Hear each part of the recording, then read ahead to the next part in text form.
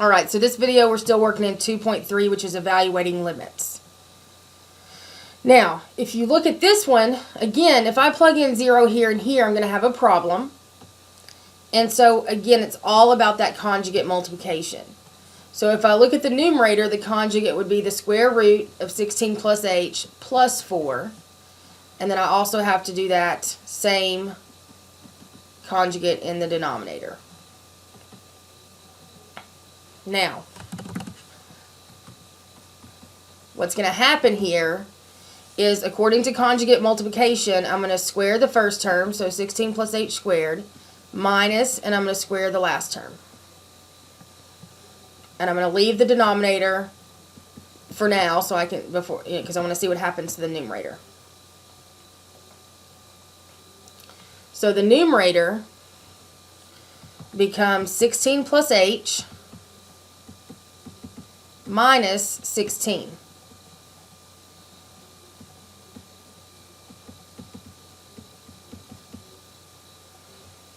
So is everyone fine with that? I guess y'all aren't going to answer me. So rude. So what happens is, the numerator, I'm left with an h, but I also have that h in the denominator, and that's where I'm going to get a lot of help. Because again, this is going to become a 1. And so now I have the limit as h approaches 0 of 1 over the square root of 16 plus h plus 4. Which is super better, because now I can plug in 0. Oops. Again. So this would be 1 over the square root of 16 plus 0 plus 4. Which is 1 over the square root of 16 plus 4, which is 1 over 4 plus 4, which is 1 over 8.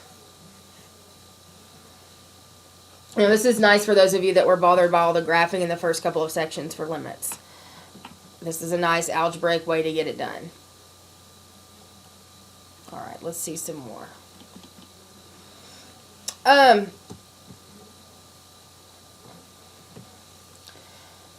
Number 55 is doing something called applying the squeeze theorem, which basically says if you know the limit of two functions and they're the same limit, and you know a function that is between them, then that must also have the same limit. So that's kind of weird. But on 55, the best way to show it, I mean, this is a yes, and if you, yes, this is true. I'm not going to actually show it, but it is true. Oh, I guess I could show it. Negative absolute value of x. You have x sine 1 over x less than or equal to the absolute value of x. What I know about trig functions is this. If I divide all of these by x, then here I would get negative 1 is less than or equal to sine of 1 over x is less than or equal to 1. And this is true because the range of the sine function, meaning the output of sine, is negative 1 to 1. I mean, so that's the actual proof of it. You're not going to have to do that, but that proves it to me. That, hey, yeah, if I simplify this a little bit, I do get the sine of 1 over x, but sine of anything is always going to be between negative 1 and positive 1. And so it wants me to illustrate this with a graph. So what I would do with the graph is this. First of all, I'm going to go ahead and type in my absolute values. A quick way to get absolute value is to hit second, 0, and enter. So the next one I'm going to do negative first, and then second, 0, enter, x. And then the other graph was x sine 1 over x. Now, there were some things I should have done. Before I hit graph, I need to make sure of a few things. I need to make sure I'm in radian mode, which I am. So that's good.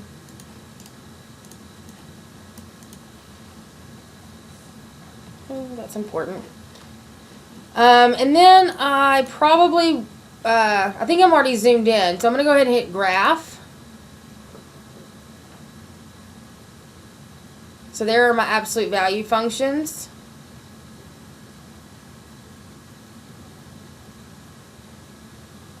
And there's my sine function. I might change my window a little bit, maybe go -4 to 4, maybe -3 to 3. See what that does.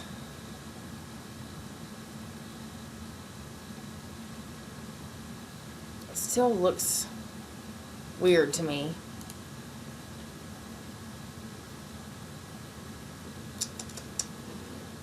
But I guess that's what it is. Let me try a slightly tighter window. What if I just did -2 to 2? Sorry, I'm playing around with this. I know, like in the homework, it asks for a specific window.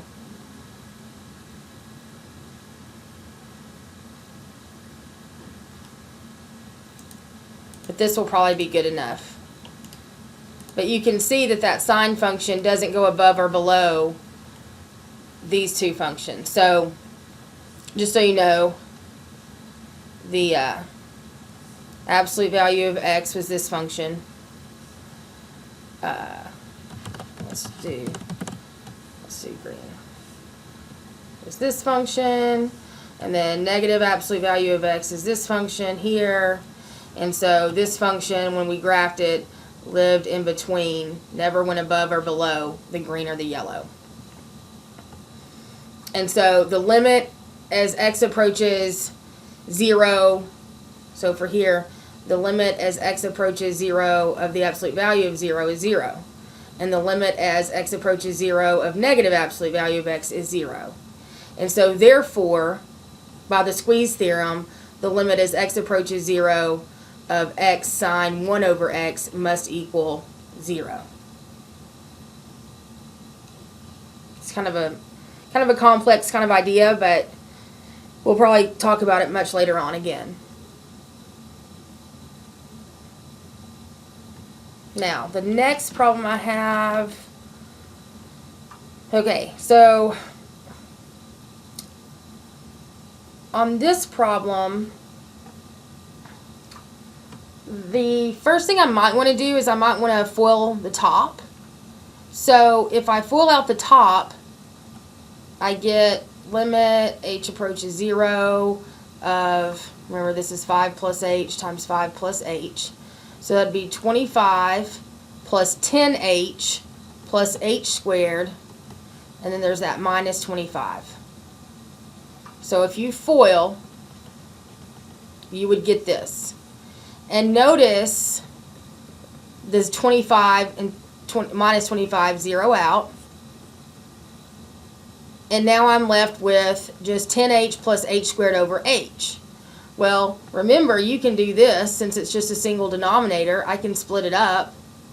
And so what happens is I get the limit as h approaches 0 of 10 plus h. And now I can just plug in 0, which gives me an answer of 10. So that's kind of tricky, but FOILing in this case helped it. All right, I like this next one. Find a constant. Suppose that g of x equals this crazy piecewise function. Determine the value or a value of the constant a for which the limit as x approaches -1 exists. So what that means is that when I put in -1 to this equation, it needs to be the same as when I put -1 into this equation. So that way, when I come from the left side, when I come from this side, it's going to meet up with this side. So here's what you're going to do. So you're going to take these two functions and you're going to set them equal to each other. And then you're going to sub in x equal to -1.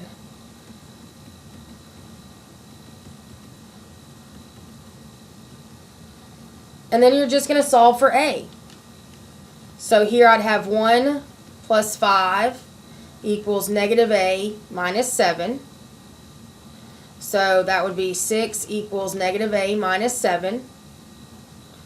So I would add 7 to both sides. and then I would divide both sides by a negative 1.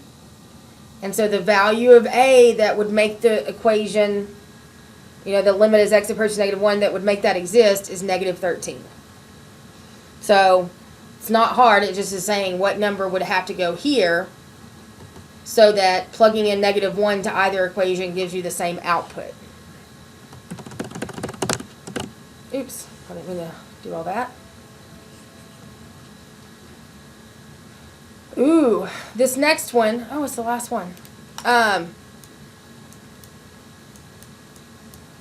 is another problem. If I plug in 1 to the top and the bottom, I get 0 on top and 0 on bottom. So I'm going to have to get rid of that radical, which is in the denominator. So now I'm going to rationalize the denominator. So I'm going to take the top and multiply it by the conjugate of the bottom. And then I'm also going to multiply the bottom by the conjugate of the bottom. And so this is going to give me the following. Remember, I'm going to leave the top alone for now because it looks like a nightmare. But in the bottom, I'm going to have the square root of 4x plus 5 squared minus 3 squared.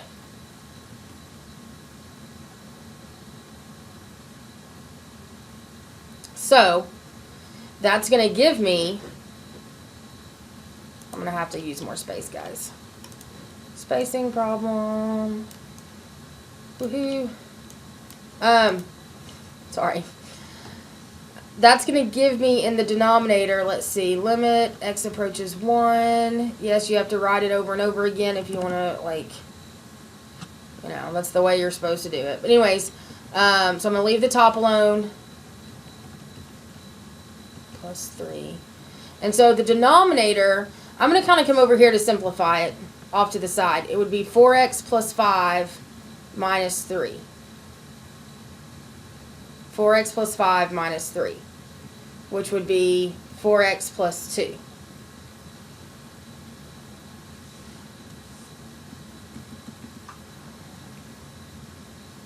So weird. So, no, y'all. Y'all. Y'all. It would be minus 9. I was wondering, I was like, this is not going to work right. And so I would get 4x minus 4. Now, this is what I notice. Usually, and this is just comes from experience, usually when we're doing this conjugate stuff should cancel. But I noticed kind of like, hey, there's nothing, what's going to happen? But can I factor out a 4 from this? And if I do, that would leave me with x minus 1, which is awesome because I have that in the numerator. So, if I kind of simplify and do all this stuff off to the side, I get this, which now allows me to take out the x minus 1, which is kind of the problem causer, because 1 minus 1 is 0, and that's what we're plugging in as 1. But now I get to just say, hey, this is the square root of 4x plus 5 plus 3 over 4. And so now when I plug in, I get 4 times 1 plus 5 plus 3 all over 4. So that would be the square root of 9 plus 3 over 4. 3 plus 3 over 4. I should be using a calculator. But I get 6/4, which is reducible to 3/2. And so that's how we deal with the problems in 2.3.